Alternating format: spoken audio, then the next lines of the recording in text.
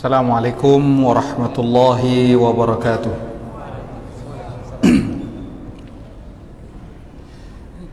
Innal hamdalillah nahmaduhu wa nasta'inuhu wa nastaghfiruh wa na'udzu billahi min shururi anfusina wa min sayyiati a'malina. Man yahdihillahu fala mudilla lahu ومن يضلل فلا هادي له أشهد أن لا إله إلا الله وحده لا شريك له وأشهد أن محمدا عبده ورسوله اللهم صل على محمد وعلى آل محمد كما صليت على إبراهيم وعلى آل إبراهيم إنك حميد مجيد. يا أيها الذين آمنوا اتقوا الله حق تقاته ولا تموتن إلا وأنتم مسلمون. يا أيها الناس اتقوا ربكم الذي خلقكم من نفس واحدة وخلق منها زوجها وبث منهما رجالا كثيرا ونساء واتقوا الله الذي تساءلون به والأرحام إن الله كان عليكم رقيبا. يا أيها الذين آمنوا اتقوا الله وقولوا قولا سديدا يصلح لكم أعمالكم ويغفر لكم ذنوبكم ومن يطع الله ورسوله فقد فاز فوزا عظيما. أما بعد. Ikhwatal iman, a'azzani Allah wa iyyakum. Senantiasa kita bersyukur kepada Allah Subhanahu wa taala. Kita memuji Allah ala taufiqihi wa amtinanih. Salawat beriring salam semoga senantiasa tercurahkan kepada Nabi Muhammad sallallahu alaihi wasallam yang senantiasa membimbing umat manusia, menunjukkan segala pintu kebaikan dan menutup segala pintu-pintu kemungkaran. Ikhwatal iman, a'azzani Allah wa iyyakum. Kita lanjutkan bahasan dari kitab As-Sawarif 'anil Haq. Penghalang dari kebenaran. Di mana pada pertemuan yang lalu kita telah membahas penghalang yang keenam, yaitu hubbur riyasati wal jah, cinta kepemimpinan dan kedudukan. Ini diantara hal yang dapat menghalangi seorang dari kebenaran. Keinginan seorang untuk mendapatkan kepemimpinan ataupun kedudukan. Dan diantara bukti yang disampaikan oleh muallif tentang kisah Abu Talib ketika Rasulullah sallallahu alaihi wasallam menawarkan kepada Abu Talib untuk mengucapkan la ilaha illallah. Beliau berkata, "Ya ammi qul la ilaha illallah." Wahai pamanku, ucapkanlah la ilaha illallah. Kalimatan uhajju laka biha indallah. Kalimat yang aku berharap mudah-mudahan dapat menjadi hujjah, penguat bagimu di hadapan Allah Subhanahu wa taala. Namun Abu Talib menolak untuk mengucapkan la ilaha illallah dan lebih memilih mati di atas kekufuran. Dia mengatakan huwa ala millati Abdul Muttalib. Dan kisah lainnya, kisah Herakl, Kaisar Romawi, yang juga terhalang dari kebenaran karena kecintaan kepada kedudukan dan kekuasaan yang dia miliki. Insyaallah taala pada pertemuan kali ini kita lanjutkan dengan poin yang ketujuh, penghalang dari kebenaran adalah at-taqlid. Taqlid dikenal juga dengan istilah imma'ah. Wala takun imma'ah. Janganlah menjadi orang yang taklid. Dan orang yang bertaklid, dia yaltazim qawla alimin mutlaqan fi jami'il masail. Seorang muqallid, maka dia akan beriltizam, konsisten mengambil seluruh perkataan dari seorang alim secara mutlak dalam segala macam bentuk permasalahan. Hal seperti ini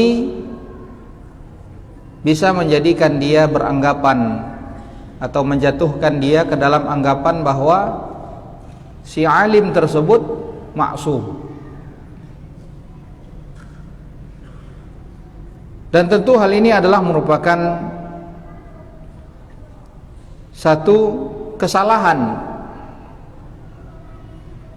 karena tidak ada yang maksum kecuali Rasulullah sallallahu alaihi wasallam.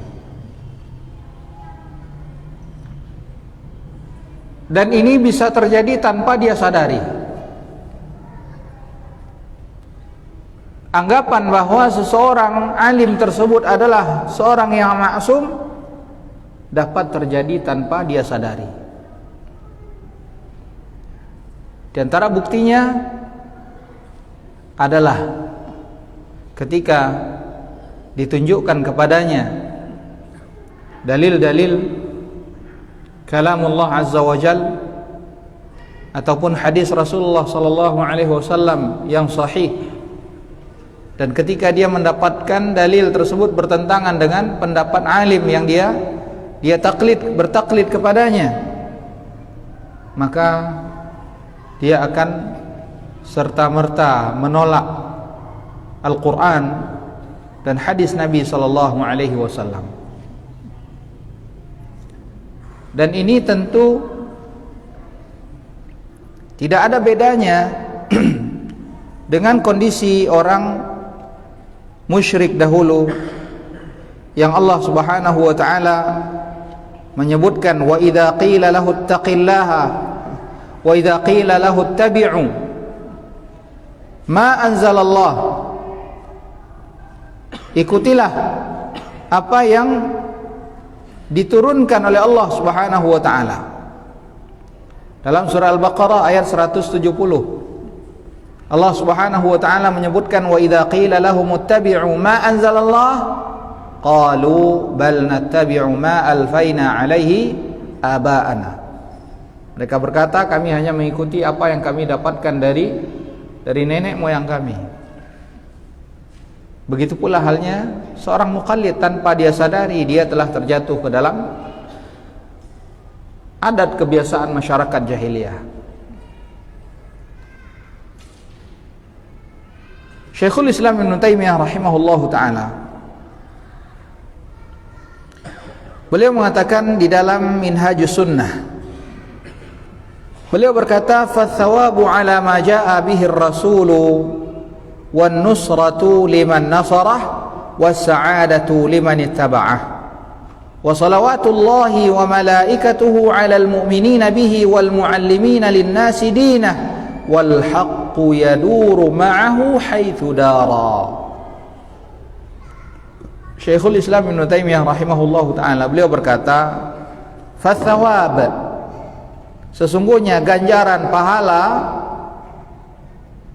itu akan didapatkan atas apa yang dibawa oleh Rasulullah sallallahu alaihi wasallam. Ganjaran pahala itu hanya akan didapatkan dengan mengikuti apa yang dibawa oleh Rasulullah sallallahu alaihi wasallam. Karena banyak sekali dalil-dalil yang menunjukkan tentang kewajiban kita untuk mentaati Allah dan mentaati Rasulullah sallallahu alaihi wasallam. Sebagaimana Allah Subhanahu wa taala berfirman, "Athi'ullaha wa athi'ur rasul." Taatilah Allah Subhanahu wa taala dan taati Rasulullah sallallahu alaihi wasallam. Dan juga Allah Subhanahu wa taala berfirman, "Wa ma ataakumur rasulu fakhudhuhu wa ma nahakum anhu fantahu." Apa yang dibawa oleh Rasulullah sallallahu alaihi wasallam maka ambillah, dan apa yang kalian dilarang daripadanya maka tinggalkanlah. Ini sedikit dari sekian banyak dalil yang mengharuskan kita untuk mengikuti apa yang dibawa oleh Rasulullah sallallahu alaihi wasallam. Kemudian kata beliau, "Wan nusratu liman nasarah." Loyalitas itu hendaknya ditujukan kepada orang-orang yang justru menopang, menyokong ataupun menolong apa yang dibawa oleh Rasulullah sallallahu alaihi wasallam.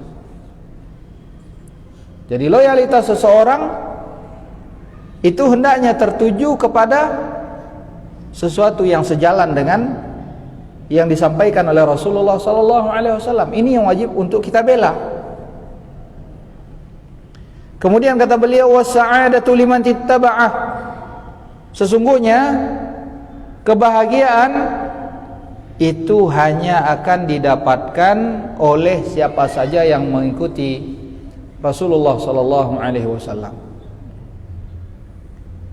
Dan dengan mengikuti Nabi sallallahu alaihi wasallam, Allah Subhanahu wa taala menjamin hidayah.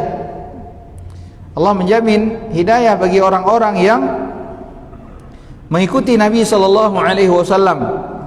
Sebagaimana Allah Subhanahu wa taala mengatakan, "Wa in tuti'uhu tahtadu." Jika sekiranya kalian mengikuti Rasulullah sallallahu alaihi wasallam, maka niscaya kalian akan mendapatkan hidayah, petunjuk dari Allah Subhanahu wa taala. Dalam surah An-Nur ayat 54, Allah Subhanahu wa taala berfirman, "Qul athi'ullaha wa athi'ur rasul."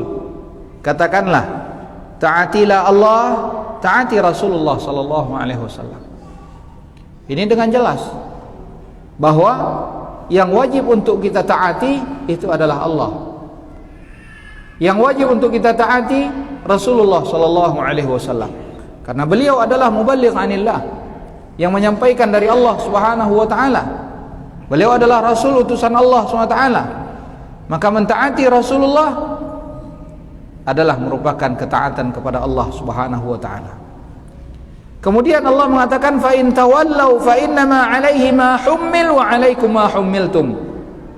Jika sekiranya mereka berpaling, maka sesungguhnya atasnya apa yang telah dibebankan dan atas mereka apa yang telah dibebankan atas mereka. Wa in tuti'uhu tahtadu. Dan kalau kalian mentaati Rasulullah sallallahu alaihi wasallam, kalian akan mendapatkan hidayah. Mafhum mukhalafahnya apa? Orang yang tidak taat, maka dia akan jauh dari hidayah. Maka fasa'adatu liman ittaba'a. Kebahagiaan itu hanya akan didapati bagi orang-orang yang mentaati Rasulullah dan mengikuti petunjuk Rasulullah sallallahu alaihi wasallam. Wa salawatullahi wa malaikatuhu 'alal mu'minina bihi wal mu'allimina lin-nasi dinah. Dan salawat Allah serta salawat malaikat itu tertuju bagi orang-orang yang beriman dengannya, beriman kepada Rasulullah sallallahu alaihi wasallam dan mengajarkan kepada manusia agama yang dibawa oleh Rasulullah sallallahu alaihi wasallam. Wal haqqu yaduru ma'ahu haitsuma dara. Dan ketahuilah bahwa sesungguhnya kebenaran itu akan senantiasa berputar mengikuti apa yang dibawa oleh Rasulullah SAW kemanapun dia akan berputar. Itulah kebenaran. Itulah yang wajib untuk diikuti. Kemudian ikhwatal iman azani Allah wa iyyakum, maka sudah menjadi kewajiban bagi seorang mukallaf untuk mengikuti kebenaran kemanapun kebenaran itu berputar. Bukan sebaliknya, dia berjalan mengikuti gurunya dan meninggalkan kebenaran yang menyelisihi dari pendapat gurunya tersebut. Jadi keyakinan seperti ini ikhwatal iman azani Allah wa iyyakum, inilah yang justru akan menggiring seseorang kepada kebenaran. Keyakinan bahwa sesungguhnya kebenaran yang mutlak itu semata-mata hanya dalam qala Allah, qala Rasulullah, inilah yang semata-mata akan menggiring seseorang kepada kebenaran, yang akan menjauhkan dia dari sifat fanatik taklid. Karena orang yang muqallid, maka pada hakikatnya otaknya itu sudah beku. Dia tidak lagi mempergunakan akalnya yang telah diberikan oleh Allah Subhanahu wa taala. Abu Muhammad Ibn Hazm rahimahullahu taala, beliau berkata, al-muqallidu radin an yughmana aqluhu. Al-muqallid radin an yughbana aqluhu. Orang yang bertaklid itu pada dasarnya dia ridha akalnya itu dibodohi. Orang yang taklid pada hakikatnya dia ridha akalnya dibodohi, ditipu. Syekhul Islam Ibnu Taimiyah rahimahullahu taala juga mengatakan perkataan yang senada dengan apa yang dikatakan oleh Ibnu Hazm rahimahullahu taala, di mana Ibnu Taimiyah rahimahullahu taala mengatakan bahwa fa inna taqlida la yurithu illa al-baladah.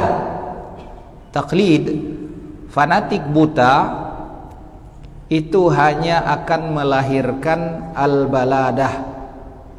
La yurithu illa baladah. Tidak melahirkan kecuali hanya kebodohan, kedunguan. Orang yang fanatik buta, kita jelaskan, kita tekankan lagi bahwa taklid yang dimaksud di sini adalah apa? Menganggap seluruh perkataan guru yang dia bertaklid kepadanya itulah yang mutlak sebagai suatu kebenaran. Selain daripada itu tidak dianggap sebagai suatu kebenaran. Ini adalah fanatik yang tercela. Adapun yang dibenarkan adalah bagaimana? Kita yang mungkin misalkan belum memiliki keahlian untuk memahami suatu permasalahan, maka kita bertaklid kepada orang yang kita yakini, percayai akan keilmuannya berdasarkan daripada dalil.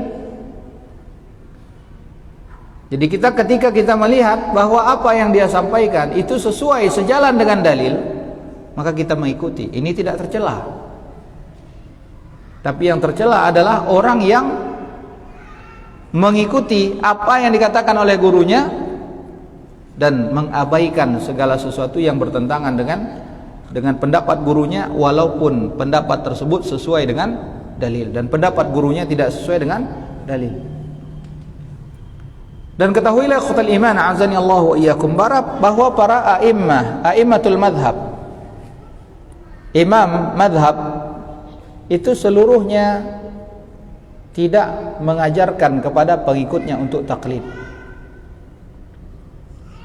Antum bisa lihat nukilan yang disampaikan oleh Syekh Muhammad Nasiruddin Al-Albani rahimahullahu taala di awal pembahasan atau di dalam muqaddimah sifat salat Nabi, ketika beliau mencela sifat fanatik buta. Di situ beliau sebutkan nukilan dari imam-imam 4 madhab, bagaimana mereka semuanya mengajarkan kepada pengikut-pengikutnya untuk tidak bertaklid.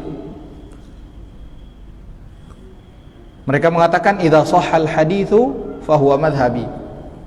Jika sekiranya sebuah hadis itu adalah hadis yang sahih, maka itulah madhabku. Ikhwatal iman azani Allah wa iyyakum, apa yang dikatakan oleh Ibnu Hazm dan Ibnu Taimiyah rahimahullahu taala ini merupakan perkataan yang benar. Tidak ada keraguan di dalamnya. Karena seorang muqallid pada ujungnya dia akan mengkultuskan seorang alim. Dia akan mengambil suatu perkataan walaupun dia tidak mengetahui apa dalilnya, atau apakah perkataan tersebut punya dalil atau tidak, atau apakah dalil tersebut layak untuk dijadikan sebagai dalil atau tidak. Kondisi seperti ini yang akan melahirkan kedunguan, menjadikan otak seorang itu menjadi dungu.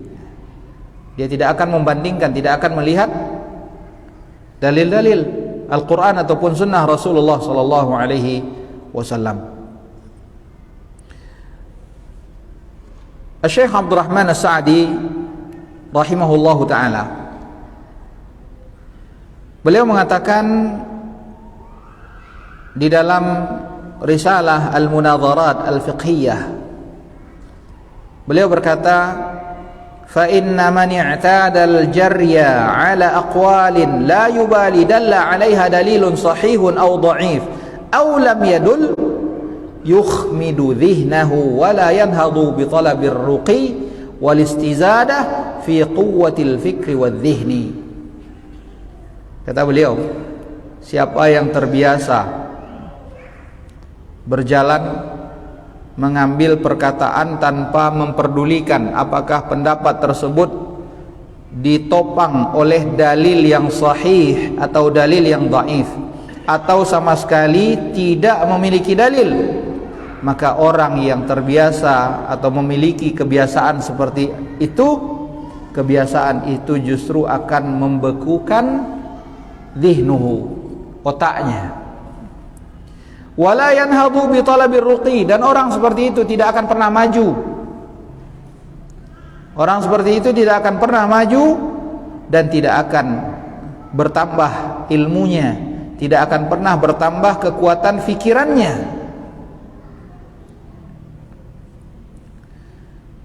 Al-Wazir Ibnu Hubairah rahimahullahu taala dalam Lawami'ul Al-Anwar disebutkan bahwa beliau mengatakan min makaidi syaitan annahu yuqimu awthanan fil ma'na tu'bad min dunillah.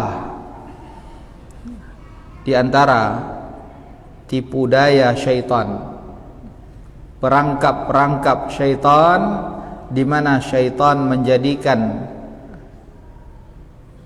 awthanan, berhala-berhala yang disembah selain Allah Subhanahu wa taala, berhala yang tidak berwujud materi, tapi berhala yang sifatnya ma'nawi. Itu yang lebih ditaati, itu yang lebih ditundui, yang lebih diikuti. Mereka meninggalkan Allah Subhanahu wa taala, justru mengikuti berhala-berhala maknawi tersebut. Kemudian beliau memberikan contoh, mithlu an yatabayyana lahul haq, contoh seperti seseorang yang telah mengetahui suatu kebenaran, fayaqul, akan tetapi dia mengatakan hadza laisa bimadhhabina, ini bukanlah madhab kita. Dia tahu bahwa ini disokong oleh suatu dalil yang benar, bersandarkan kepada qala Allah atau qala Rasulullah, tapi karena tidak sejalan dengan madhab pendapat mereka, maka mereka menolak dan berkata hadza laisa min madhhabina, ini bukanlah madhab kita. taqlidan li mu'azzamin 'indahu qad qaddamahu 'alal haqq, sebagai bentuk taklid terhadap seseorang yang dia agungkan.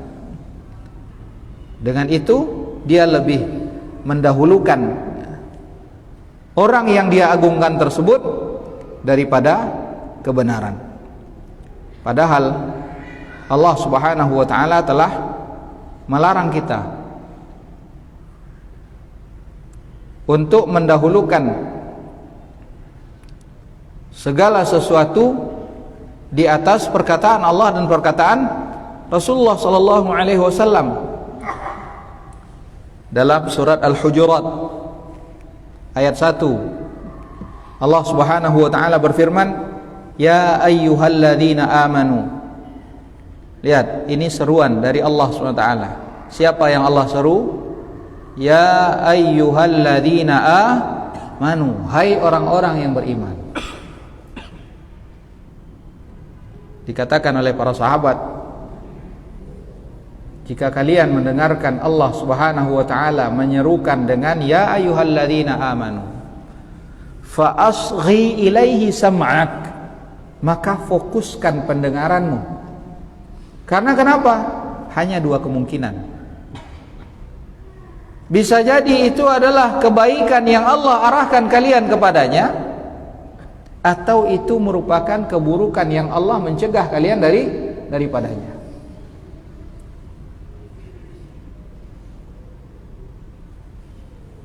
Dan orang yang tidak memperdulikan hal seperti ini, apa yang Allah sebutkan setelah Allah memanggil ya ayyuhalladzina amanu, tapi dia tidak memperdulikan apa yang Allah serukan setelah itu, ini bisa jadi dipertanyakan keimanannya. Karena seruan ini akan bermanfaat bagi orang-orang yang beriman, tapi tidak bermanfaat bagi orang-orang yang tidak beriman. Nah, Allah SWT menyebutkan ya ayyuhalladzina amanu la tuqaddimu baina yadayillahi wa rasulih. Jangan kalian dahulukan atas Allah dan atas Rasulnya. Jangan kalian dahulukan suatu apapun atas perkataan Allah ataupun perkataan Rasulullah SAW. Tidak boleh kita mendahulukan pendapat siapapun daripada perkataan Allah dan perkataan Rasulullah SAW. Wattaqullah, dan bertakwalah kepada Allah Subhanahu wa taala, innallaha sami'un alim. Bertakwalah kepada Allah Subhanahu wa taala, sesungguhnya Allah Subhanahu wa taala Maha mendengar, Allah Maha mengetahui. Ayat lainnya Allah Subhanahu wa taala menyebutkan juga dalam surat Al-Hujurat ayat berikutnya, ayat 2, Allah berfirman, ya ayyuhalladzina amanu la tarfa'u aswatakum fawqa sautin nabi wa la tajharu lahu bil qaul, dan jangan kalian mengeraskan suara kalian kepada Rasulullah sallallahu alaihi wasallam. Wala tajharu lahu bil qaul kajahri ba'dikum li ba'd, sebagaimana kalian memanggil sesama kalian dengan suara yang keras. Karena hal tersebut kata Allah SWT, an tahbata a'malukum wa antum la tash'urun. Bisa jadi hal tersebut akan menggugurkan amal perbuatan kalian dan kalian tidak menyadarinya. Ini orang yang meninggikan suaranya lebih daripada suara Rasulullah SAW. Allah ancam dengan apa? Ancaman yang sangat keras. Allah akan hapuskan amal perbuatannya. Bagaimana dengan orang-orang yang justru mendahulukan perkataan makhluk daripada perkataan Allah dan perkataan Rasulullah SAW? Dan orang yang muqallid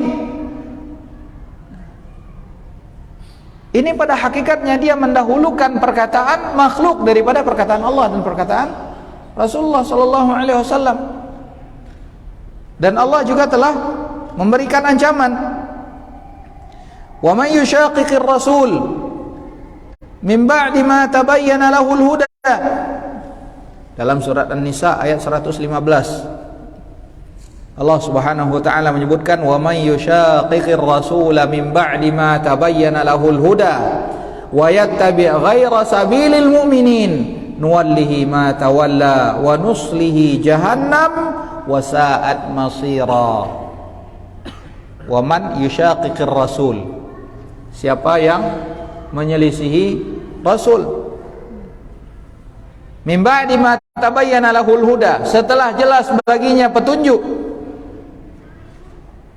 setelah jelas baginya suatu kebenaran, tapi dia justru menyelisihi petunjuk Allah, petunjuk Rasulullah. Dia lebih mengikuti pendapat orang lain, pendapat makhluk. Maka Allah ancam dia, nuwallihi ma tawalla, kami akan palingkan dia kemana dia hendak berpaling. Dan pada akhirnya, wa nuslihi jahannam, kami akan masukkan dia ke dalam neraka jahannam, wa sa'at masira, dan sukuh itu adalah merupakan seburuk-buruk tempat kembali.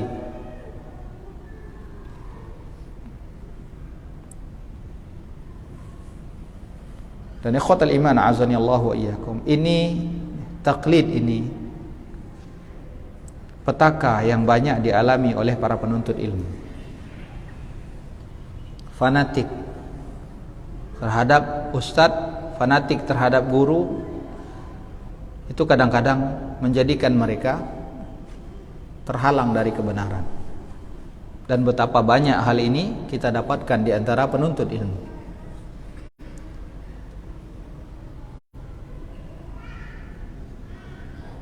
Salah satu contohnya apa? Mereka tidak siap untuk menerima kenyataan bahwa ternyata pendapat gurunya tidak sesuai dengan yang hak, padahal itu adalah satu hal yang biasa. Padahal gurunya tersebut pun, kalau sekiranya dia adalah seorang ahlu sunnah, pasti akan mengakui kesalahan jika sekiranya itu adalah merupakan kesalahan. Dia tidak akan mengajak murid-muridnya kepada pendapat yang salah. Ibnul Qayyim rahimahullahu ta'ala, beliau mengatakan, walaysa 'inda aktsarin nasi siwa rusumin talaqquha an qaumin mu'azzamin 'indahum thumma li ihsani dhannihim bihim qad waqafu 'inda aqwalihim wa lam yatajawazuha fasarat hijaban lahum wa ayya hijab. Tidaklah kebanyakan manusia melainkan pada diri mereka tidaklah terdapat kecuali hanya rusum, gambaran-gambaran yang mereka dapatkan dari orang-orang yang mereka agungkan, dan karena anggapan mereka bahwa orang-orang tersebut adalah orang-orang yang baik, qad waqafu 'inda aqwalihim, mereka justru berhenti pada pendapat mereka, tidak berani melanggarnya. Maka hal tersebut menjadi hijab yang menghalangi mereka dari kebenaran. Hijaban lahum wa ayyu hijab, dan tidak ada hijab penghalang dari kebenaran yang lebih berbahaya daripada hal seperti ini. Ikhwatal iman azani Allahu iyyakum, ketahuilah bahwa tidak ada seorang alim pun yang perkataannya seluruhnya adalah merupakan kebenaran. Akan tetapi justru setiap manusia, siapapun dia, perkataan dia bisa jadi mengandung kebenaran atau bisa jadi perkataannya tidak sesuai dengan kebenaran. Sebagaimana Imam Malik rahimahullahu ta'ala, beliau mengatakan, kullu qawlin yu'khadhu wa yuraddu, sesungguhnya setiap perkataan itu bisa diambil, bisa ditolak. Illa sahibu hadzal qabr, kecuali perkataan dari penghuni kuburan ini. Maksudnya siapa? Rasulullah sallallahu alaihi wasallam. Perkataan siapapun bisa benar bisa salah, kecuali perkataan Rasulullah sallallahu alaihi wasallam. Kenapa? Karena Allah mengatakan wa ma yantiqu 'anil hawa in huwa illa wahyun yuha. Rasulullah tidak berkata berdasarkan hawa nafsu. Apa yang beliau katakan, apa yang beliau ucapkan itu adalah wahyu yang diwahyukan. In huwa illa wahyun yuha. Ibnu Taimiyah rahimahullahu taala beliau mengatakan di dalam Iqtida' as-Siratal Mustaqim, beliau berkata, "Laisa min syartis siddiq an yakuna qawluhu kulluhu sahihan wa 'amaluhu kulluhu sunnah idh kana yakunu bimanzilatin nabi." Kata beliau, seseorang yang mendapatkan julukan atau gelar siddiq tidaklah mesti syaratnya seluruh perkataannya itu benar. Apakah seluruh pendapat yang dikemukakan oleh Abu Bakar As-Siddiq radhiyallahu anhu adalah pendapat yang dibenarkan? Tidak semuanya. Tidak semua pendapat yang dikemukakan oleh Abu Bakar As-Siddiq radhiyallahu anhu adalah pendapat yang sesuai dengan apa yang diinginkan oleh Allah Subhanahu wa taala. Justru ada kalanya pendapat Umar bin Al-Khattab radhiyallahu anhu itu yang lebih sesuai dengan apa yang diinginkan oleh Allah Subhanahu wa taala. Di antaranya terkait dengan apa? Asra Badar.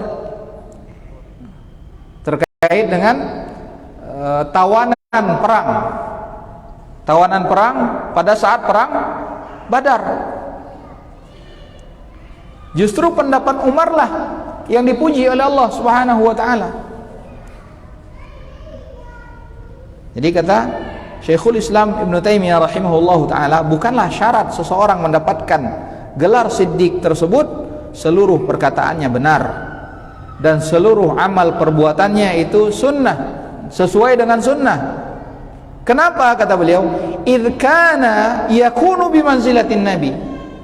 Karena jika sekiranya syaratnya adalah setiap perkataannya haruslah perkataan yang benar, setiap perbuatannya adalah perbuatan yang sesuai dengan sunnah, maka ini tidaklah terjadi kecuali oleh orang yang kedudukannya adalah sebagai seorang nabi.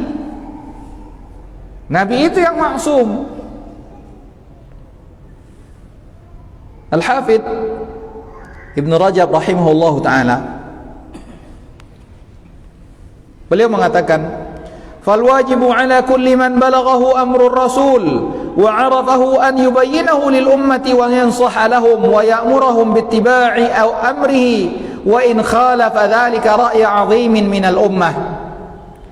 Sudah menjadi kewajiban bagi siapa saja yang telah sampai kepadanya perintah Rasulullah, dia mengetahui perintah tersebut, maka sudah menjadi kewajiban bagi dia untuk menjelaskan hal tersebut kepada umat. Sudah menjadi kewajiban untuk menjelaskannya kepada umat, untuk menasihati mereka untuk mengikuti perintah Rasulullah tersebut. Wa ya'muruhum bittiba'i amrih, dan sudah menjadi kewajiban baginya untuk memerintahkan manusia umat untuk mengikuti apa yang diperintahkan oleh Rasulullah sallallahu alaihi wasallam, walaupun itu bertolak belakang, berselisihan dengan pendapat orang yang diagungkan. Fa inna amra Rasulillah sallallahu alaihi wasallam ahaqqu an yu'azzam wa yuqtada bihi. Karena sesungguhnya perintah Rasulullah inilah yang lebih pantas, yang lebih hak untuk diagungkan. Perintah Rasulullah sallallahu alaihi wasallam lah yang lebih hak, yang lebih pantas untuk diteladani daripada pendapat orang-orang lainnya. Karena Allah SWT telah menjelaskan, laqad kana lakum fi rasulillahi uswatun hasanah. Sungguh dalam diri Rasulullah sallallahu alaihi wasallam itu terdapat teladan yang baik bagi kalian. Kemudian terakhir ikhwatul iman azanillahu iyyakum, di sini Al-Allamah Abdul Qadir bin Badran Ad-Dimashqi rahimahullahu taala, beliau mengatakan at-taqlid yub'idu 'anil haqq wa yurawwijul batil. Taklid itu justru hanya akan menjauhkan seseorang dari kebenaran dan justru akan menyemarakkan kebatilan.